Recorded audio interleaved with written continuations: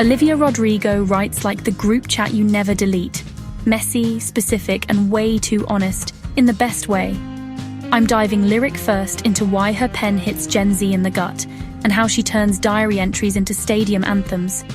Start with the obvious.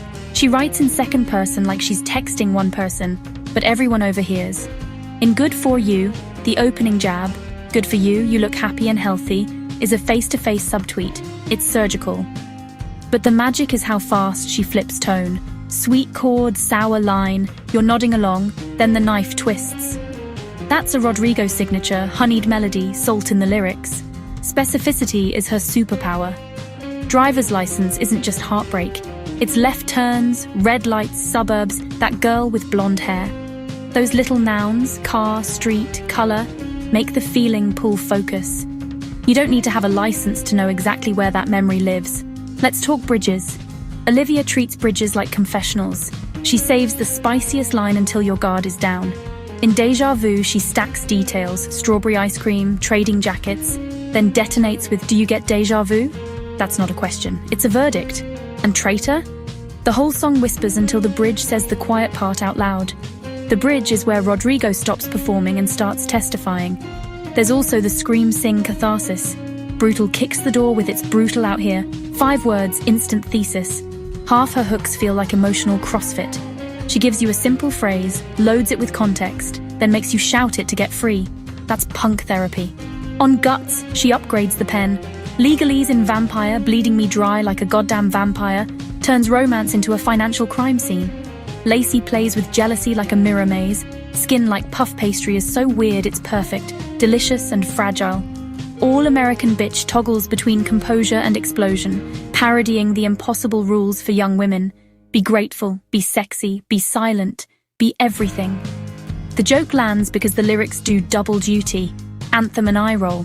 Another trick, she weaponizes rhyme and rhythm.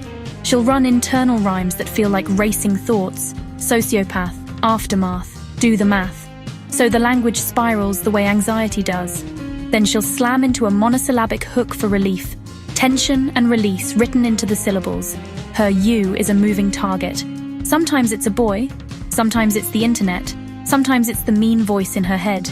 That keeps the songs open source. You can upload your own villain. And when she uses "I," it's not pristine, it's messy. I'm so sick of 17. I'm the love of your life until I make you mad. It's accountability without apology, a modern posture. People love to say she's the voice of Gen Z. I think she's the voice of looking too closely. She narrates the screenshot, the typo, the read receipt. The stuff older pop smoothed out, she underlines. Even her insults are oddly empathetic. She clocks the other person, then clocks herself for caring. That dual gaze is rare. Craft check, she's careful with structure.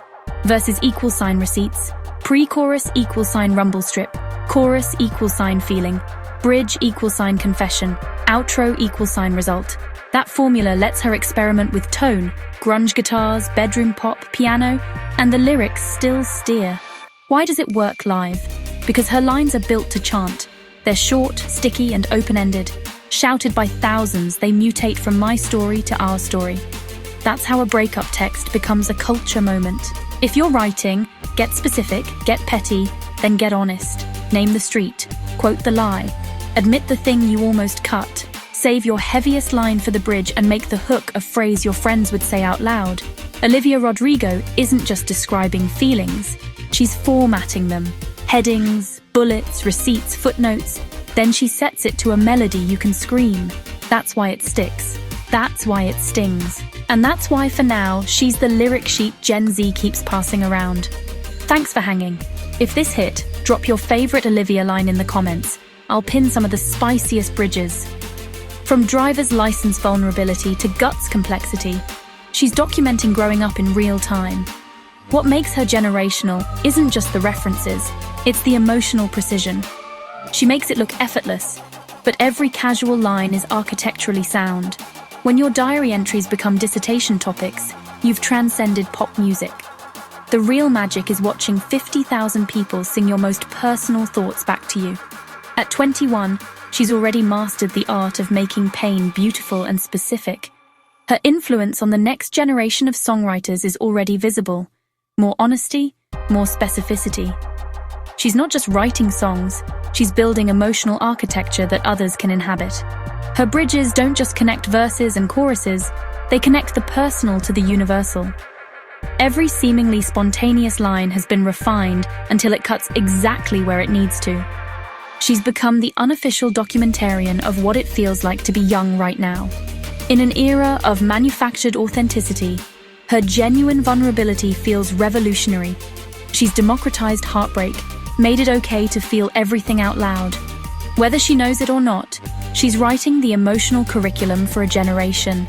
And when 20,000 people scream your most private thoughts back at you, that's not just pop music, that's collective therapy.